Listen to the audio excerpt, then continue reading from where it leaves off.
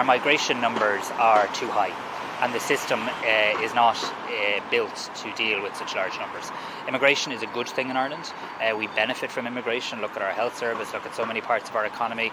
All of that is good, and there are many legal pathways for migration, work permits and the likes, and of course we have international obligations, but our migration numbers are too high, and I think that is really an issue that needs to be considered in a very serious way by government. I think one of the reasons they're so high is that there are too many people who come to this country and who are told they do not have a right to be here, and it is taking too long for them to be removed from the country. I welcome the work that the Minister for Justice has started around deportation flights, around improving processing times. I do think the Asylum Pact will also help in terms of secondary movements and being able to return people. But I think we have to be honest. I think we have to listen to the people of this country who have said, who I believe are saying to us, look, we used to live in a country where around 3,000 people sought international protection each year. That number has gone to in and around 20,000, sometimes a little above it, sometimes a little below it. That is a very, very significant increase, and it is too high. Do you think that there should be more consideration of obviously we've seen the chartered deportation flights with Minister Jim O'Callaghan, but we know that there are a lot of incidents where people are given a deportation order and they don't leave the country and then they're still there. So you see, if you have a deportation order and you don't have a right to be in the country, at that stage you should be removed from the country, or if there's some sort of logistical issue that's delaying you, you should be detained.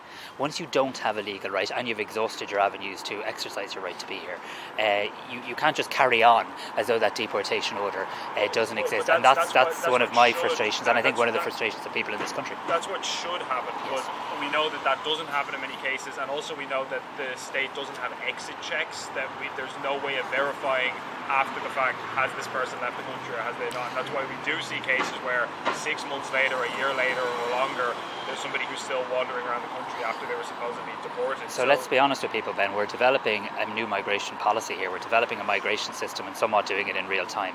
I'm very clear that immigration is a good thing. I'm very clear that our country benefits from immigration. I'm also very clear that immigration or migration into our country has to be lawful. I'm very clear. I'm really sorry.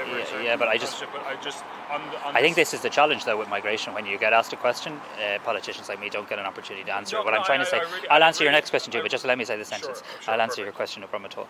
But I just want to make the point that immigration is a good thing.